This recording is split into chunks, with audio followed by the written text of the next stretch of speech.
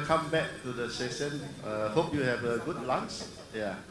So the next one, the next session will be the keynote. We are going to talk about harvesting the fruit of digitalization.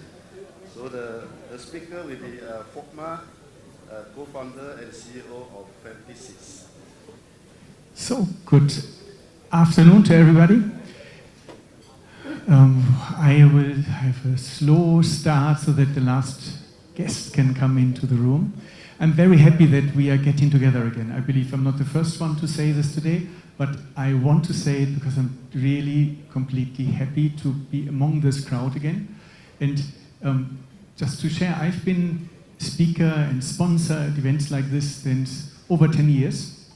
And it's always the most inspiring and the most gratifying event in the year for me, where I learn to know potential customers, of course, but I also learn a lot about your challenges, your aspirations, where you're going to. So for me, it is much more about listening to you than sharing with you. Now, today I want to share something with you, which is very personal, because it's the first time I will eventually talk about my own company and my own product. And maybe this is part of my introduction. I've been here in Singapore since 2012. I came in 2012 as representing a German software company that provided automation for finance functions. And this is why I have worked with many of your organizations. Today I was looking for known faces, hardly saw any, but many of your organizations, and not only in Singapore, all across APAC, to automate, to digitize their processes. Now, in 2019, I started my own enterprise, my own journey, and this is one of the fruits. Now, I was told not to be too salesy. That's difficult for me, because this is my baby. I really want you to see all the beauty. But I'll try to tone it down, not to make it too salesy, to give you some substance, because I really believe there is substance to it. There is something that really will have an impact on your, your finances, will have an impact on your relationship to your suppliers, will have an impact to the world eventually. So this, what I will share with you, and I will only be able to highlight and talk about the mountaintop aspects. Something I believe, if you spend more time, and maybe after this presentation, come to our booth over there, then we will find something that is attractive for you. Now let me start. Okay, I mentioned, technically, I'm in this area of finance, digitization, and automation since 2002. And that's not boasting, just to set the stage. I consulted companies like Caterpillar globally. We did the implementations in Chicago, did the implementation in Brazil, and of course here in Asia. We did this for American Express for all markets. So I believe since 2002, and this is a long, long story, I have seen finance operations, at least the bigger ones, but then with all the challenges which are existing. And throughout those 20 years, we, of course, that was my journey, my mission, we introduced technology.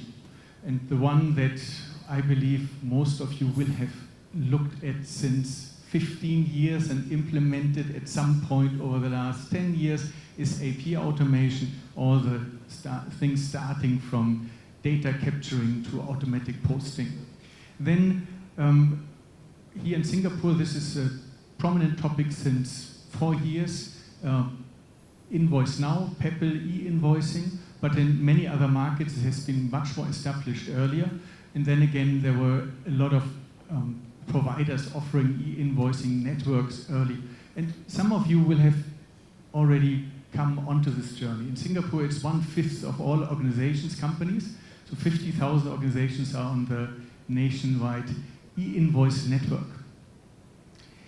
Supplier self-service portal, that is, I not consciously took the lemon, but when I saw there was the lemon, I thought that's a good fit, because I believe not many of you have good experiences with supplier self-service platforms. Am I right? So supplier self-service platforms promise a lot, but in the end there is little adoption and it really doesn't deliver so much. Still, it's part of digitalization, and it's important to me. We will get to it there. Then host-to-host integration. I felt this belongs in this list as well. In Singapore, Singapore, Philippines, Thailand, more and more companies do this direct integration from their ERP system to the bank systems to facilitate faster, more secure, compliant, easier to handle payment processes. Now, all this were good initiatives, and I feel like, and this is what I felt all the time, I promise you, and actually I talked about this, it's not a new discovery or a new statement, this all feels like a little bit piecemeal, right? You integrate your AP automation, but you can only come so far. There are limits of what you can automate. You consider electronic invoices, but you can only come so far. Now, all these components have been integrated, and I believe what it takes now is to close the gaps between all these aspects to come to a real big harvesting the fruits. So just imagine, and now I'm putting a number here.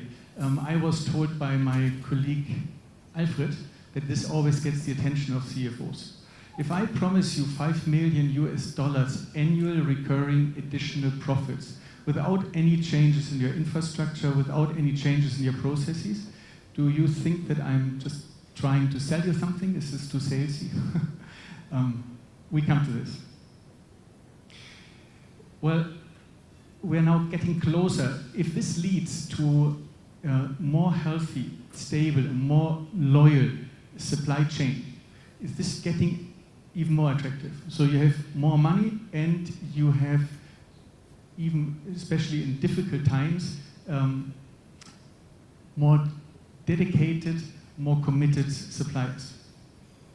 Then, when you introduced AP automation in your organizations, did anybody promise you straight-through posting? Have you ever been promised straight-through posting? Straight-through posting as in you receive a supplier invoice and it's posted and nothing happens in between? Can I do a check who has been promised that this could happen? And has it been accomplished? Not. So there are examples. I can tell you there are examples, but they are rare.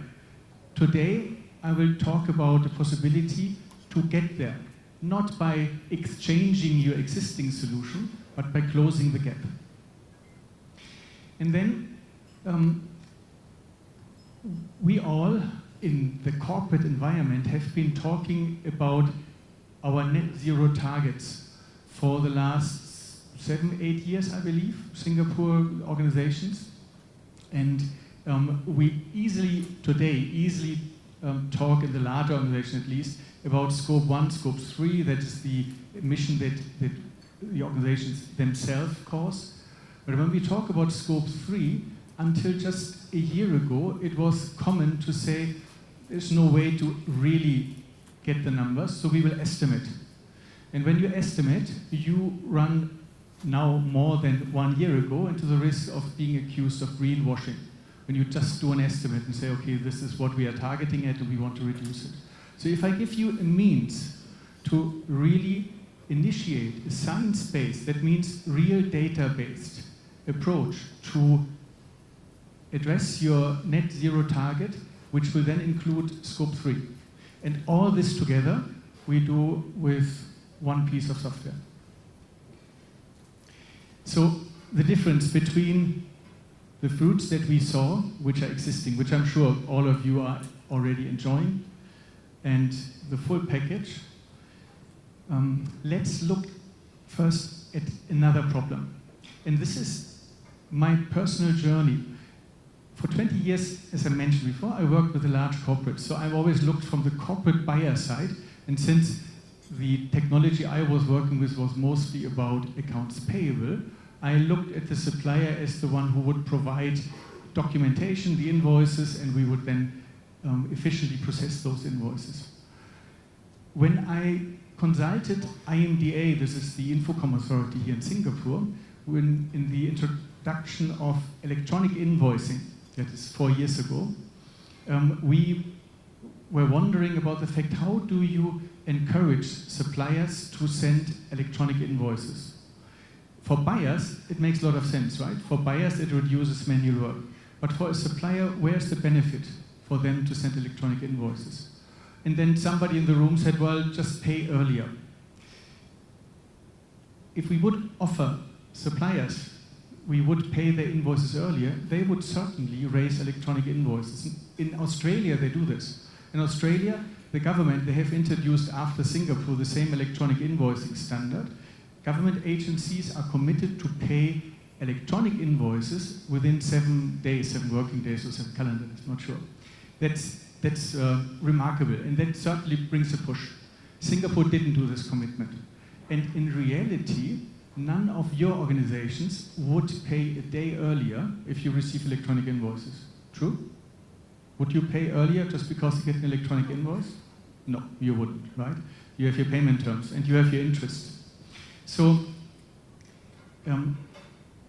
for me, when I was in the situation that I was thinking of how to encourage suppliers to support organizations in their digitization journey, and when I then came across the fact so early payment would help them, I really virtually, physically went to some of those SME lenders and said, can we do something about it? So if we get electronic invoices, can you do the payment of those invoices earlier? Would this work? And the truth is, except from lip service, it's not possible. So the situation described here is post-COVID, pre-COVID. So the World Bank says there are in Asia alone roughly 2.4 trillion US dollar unmet financing needs for SME suppliers. That's an Asian number. There's another value where it comes from the Trade Finance Forum saying that in Asia, there are 20 trillion US dollars locked in the supply chain. What does it mean, locked in supply chain? This is 20 trillion US dollars of goods and services provided, handed over, accepted, but not yet paid for. So between the delivery and the payment, there are payment terms 30, 60, 90 days. And this in total has a value of 20 trillion. So if we could unlock only 10% of those 20 trillion, we could address the financing needs of the SME suppliers. Sounds easy, but it's not. Can you see this? Can you guess what this is about? So this is the classical scenario. You have on the right side all the suppliers providing goods and services. On the left side you see, and I took some logos, this is just random to give a visualization to this, large corporate buyers. And those large corporate buyers obviously have their payment terms. In Asia, and especially with larger organizations, it's rather 60 and 90 days before they do their payment. Now, theoretically, supply chain financing is the answer. Did you know that supply chain financing was invented in Mesopotamia 4,000 years ago? So for 4,000 years, did you know? I didn't know, but I Googled it, I found it somewhere. So 4,000 year time of evolution, and it did not evolve at all. Which leads to the fact that most suppliers do not have access to any form of supplier finance. So when today you go to, and Singapore is very well catered for, we have to say, Singapore is a special market in that respect, much better catered for as most other places in the world. However, even in Singapore, nobody will want to finance an invoice with a value of less than, let's say, 25, 30,000 US dollar. And the same is true in Indonesia. And even this nobody really wants to do, because a bank doesn't want to go through the effort of ensuring that this invoice is not fraud, it's not duplicate, making sure that they can collect the money, making sure that they find the right customer origination costs. So anything small is not attractive to them. Okay, now again to try interaction with you, what do you think is the average invoice size in Asia? Well, you might know. Did you ever do an average on your supplier invoices? Anybody? Guess? just a number. Just a number. How much? 10,000? 5,000. 5,000 US dollar. Average invoice size in Asia. To be honest, could be 10,000 depending on where you look. Maybe Southeast Asia could be 10,000, but then we include India. I don't know. But certainly significantly below the threshold of what is attractive for lenders to even consider. So this is a problem that needed to be solved. So how does this relate to what I promised you, the fruits? Now, this product, Invoice Next, and I hope this is not salesy, right? It's not sales, it's educational. So what this product does, it leaves the process exactly as it is. So your suppliers provide goods and services just like they do today. They send their invoices just like they do today. No need to do anything special, not using a special format or just like today. No changes at all.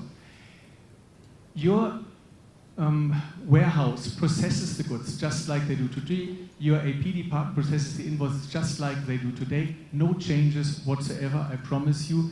Your team will not even know that something has changed, except your supplier is happier and is more loyal. And how does this happen? Because the moment you process the invoice, Invoice Next makes an automated offer to the supplier and offers immediate payment. In Singapore, we can do this in real time. So the supplier who alternatively, standard payment terms, waits 60, 90 or more days for payment, can now, if he needs to, for an individual invoice, regardless of the ticket size, even a 500 Sing dollar invoice, click a single button, gets the money transferred to his account. For the supplier, the case is closed. For the buyer, I promised you, no work on your side. You don't do anything. Our system changes in your accounting system, let me say the necessary. So for you, everything remains the same. You don't see that the payment is now going to a lender. Or you could have done this from your own money. If you are cash rich, you can do this with your own money and have a better return. Now, I like this line, I found this somewhere. The ultimate paradox of disruption is more stays the same than changes. This brings me back to my first slide, second slide, is we have done so much, right? We automated all these processes, we collect all this data. All the data is now available in your ERP systems. Now we can monetize the data, but we are monetizing the data without requiring you to put hands on it. So let me spell this a bit more out, and you remember the number that I said in the beginning, $5 million US. Of course, there is a context to it, there are some assumptions to it. So you look at these three pictures. These three pictures represent your suppliers. On the left side, you see the classical target audience for supply chain financing, probably your own organizations. Deutsche Bank, Citibank, Standard Chartered, they will all talk to you and will offer you to finance your receivables, right? So these corporates, I thought it represents corporates, well, high floor, suit. Those corporates, they choose. They have alternative offers, not only between different supply chain financing offers, but probably the chances are they have good banking relationships as well. So they are really tough on negotiations in terms of margins and what they are willing to offer to early payment. And of course, not many will pick this offer up. In the center, you see what I think represents the classical SME. The classical SME cherishes supply chain financing because this is often the only way to get access to working capital.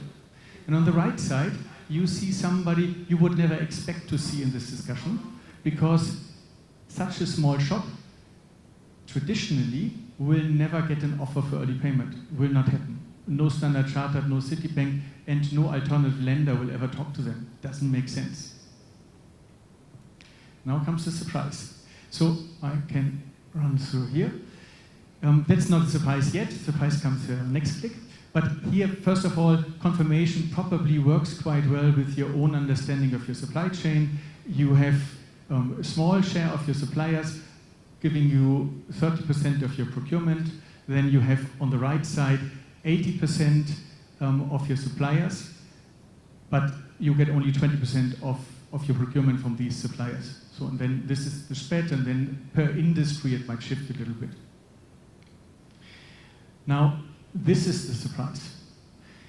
If you look at the numbers, with very prudent assumptions, we know that the majority of suppliers will not want to accept early payment just like this. So we are thinking, okay, 15% maybe will do. 15, 1-5.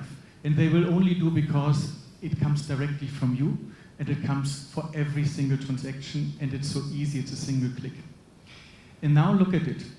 The classical supply chain finance target audience for an assumed procurement volume of $1 billion US, and then the assumption that only 70% is addressable and only 15% of the suppliers will actually make use of it, that leads to $500,000 US discount on the tier 1 and tier 2 suppliers.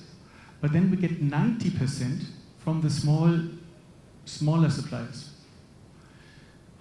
So why is nobody going after this? Because it's not possible without your digitalization. This is why it links to the fruits of digitalization. Only your data makes it possible to work with these suppliers, because only then we can fully automate this. No human in the loop. Then you have no marginal cost for the processing of an individual ticket. Then I can consider a $50, if I need to, a $50 invoice and make this offer. Now, I hope it's still not salesy. That's our product, Invoice Next. Invoice Next is actually 3 things. It is first, and this is why I commented on the lemon, saying you all have experiences, right? In the first place, it's a supplier self-service platform. But this supplier self-service platform is actually designed to serve suppliers. It is easy to use, it's on the mobile device, it is transparent for them, it gives them information they never had before, gives them information only relevant for them and not for you. It's completely turned around. It becomes their application. You are less interested in them using the platform than they are interested in using the platform. In this platform, we embed early payment offers in every single transaction. Just imagine, right? You are a supplier and you want to check how much money you are going to get paid from your corporate buyer this month. How much will I get this month? Oh, $45,000. And then you think, oh, if I had $10,000 more, I would already be okay with my salary run. So why do I not accelerate payments of $10,000 activating these 2 additional invoices? That's the mechanic that we see that we want to address. And then we use the same platform to help you to establish your ESG standards, communicate those standards to your suppliers, to validate their alignment, and to incentivize them for their support in your ESG strategy. And specifically, the same platform allows to create a baseline of the carbon emissions, which can be emitter-specific and eventually can be used to offer centralized offsetting under your control. Not the supplier does the offsetting, you do it. Again, protecting you. What earlier there was a discussion about reputational damage, right? You don't want to necessarily trust your supplier who says, I have offset my carbon emissions. You do it yourself when you do it on the platform. So this platform comes software as a service, and the whole purpose of bundling all this together is we want to engage suppliers to come to the platform. If your early experience with supplier self-service platform was that suppliers initially might log in and then become less and less, our promise to you is 60% of your suppliers will use this platform regularly. And we get them onto the platform because we offer relevant information, because eventually they will find out that they get early payment from there, and it's the way that they can report their ESG alignment to you. Yeah. Now, I don't want to talk about technology or processes. I give you some real-life example. So first case study is the Singaporean transportation provider. A procurement volume of roughly 1 million US, so 600,000 Sing dollars. And after looking at the spend data, we identified that roughly 200 million Sing dollars would be what we call addressable spend. So the other 400 million go to intercompany business, tax payments, government utilities, and so forth, right? So these 200 million across 2,000 suppliers is what we believe can be or qualifies for early payment offers. So the back-end system is SAP, they use Ariba for their procurement, so pretty standard. I believe many of you will have similar environments. So we expect that in the first year, the discount volume for this company will be 1 million Sing dollars. No upfront costs, only outcome-based costs. Our fee is based on the discount. So today, this company has 60 days payment terms, and I put plus plus, because they have one payment run per month. That means that even if it's 60 days, the chances are that you are getting paid after 90 days. Sorry, 75 days, yeah. This company already has an early payment program and has 25 suppliers on this early payment program, existing, classical. Not completely paper-based, but very manual. We want to increase this number to 180, and we want to come from AUM, asset under management. I don't know who of you has a finance as bank background, but with 60 days, so we can turn this money around 6 times in a year. This is the financing volume. We want to create 10 million out of this, so 60 million financed invoices. Second, this is in India. This is a retailer in India. Actually, it's a brand they use whiteware, washing machines, dryer, dishwasher, what have you not, from Korean brands like LG, Samsung, and so forth, and resell this in India under their own brand. This explains a quite different supplier structure, because almost 80% of the procurement volume goes to 10 suppliers. Samsung alone gets 200 million out of those 400 million. So it's quite atypical supply chain structure. However, for this company, and there was really an altruistic intention behind, they still earn money, but their altruistic intention was they wanted to offer to their small suppliers, their guard service, security services, shop owners, and so forth, offer early payment through this program. And we are expecting almost $500,000 US recurring profits. This is a nice one. This is the largest conglomerate in the Philippines. We are currently in a pilot state, and in the pilot we are addressing, you see the number, an annual spend of 300 million, there are 3,000 suppliers behind, but really the driver is their challenge with their logistic organization, that is with the truckers. They employ almost 1,000 freelance truckers every day that drive through Manila and maybe other suburbs, pick up goods, place A, bring them to place B, then return the papers, next day they come back. Because this customer has payment terms of 30 days, but because of the processes regularly only pays after 60 days and longer, many of those truckers do not show up for work if anybody offers them cash to transport goods from A to B. This is just not reliable. This is a problem for them. Now, we use our platform to not only send the purchase orders to the truckers, they don't have to pick it up anymore, not only allow the truckers to raise the invoice from the platform, but also to do immediate payment into a digital wallet, which then these truckers can take to a pawn shop and exchange against cash. So for the truckers, it's a completely new experience. Instead of waiting 60 days or longer, now they get the cash if they want to the same day. Yeah? That's qualitative change. And almost $1 million saving. So that's my closing slide. Digitalization allows us to rethink existing processes. 4,000 years of supply chain finance, and I can tell you from all the discussions I had in the last 3 years with people established in the business who will say, this cannot be done, who will say, sorry, we are regulated, we need all these documents, it's just not possible. We are now discussing how to bring this into reality.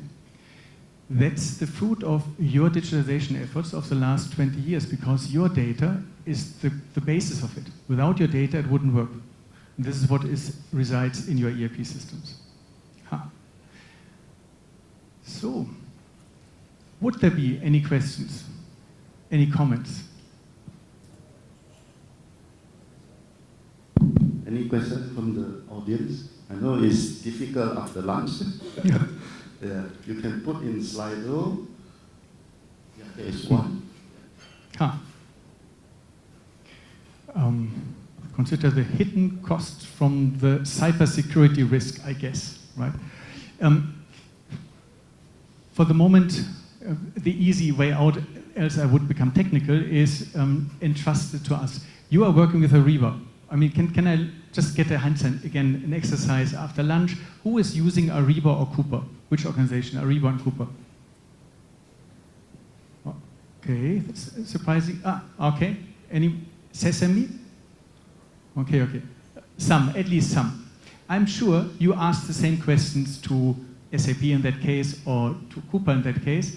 How do we secure the data? There's a technical answer to it. But maybe what helps you is we are only exposing data that is owned by the supplier already. His invoice data, his purchase order, his payment details, his statement of account. Only this data is exposed and only to the supplier. So it's not the case that any of the data is shared, for example, with the lending partner or anybody else. It's shared only with the supplier. The system makes automated early payment offers to the supplier based on rules. Nobody looks at the data. And only if it's accepted, I want this, only then this data goes from the supplier to the lender. It never goes to the lender before. So it's completely in the responsibility of the lender for his own data to treat this idea. Well, how are we making money in this process? Well, I really believe this is a game changer. I really believe that if today we assume only 15% of suppliers make use of it, when you get used to it, and especially for the smaller tickets, you get used to it, you do not have to chase your invoices. You will do it every time. And of course, we have the option to put this in autopilot, do it every time. But if this happens, when we charge our fee as a fraction of the financing fee, I believe we will have a good revenue model. And if anybody wants to invest, okay. Any other question? Okay, then I thank you very much. Please, can you confirm this was not sales, this was really educating, was it? Yeah? Okay, thank you very much. If you have more questions or you want to see it live, we have our booth on the other side of the hall, and we are happy to share. Okay, bye-bye. Okay, thank you.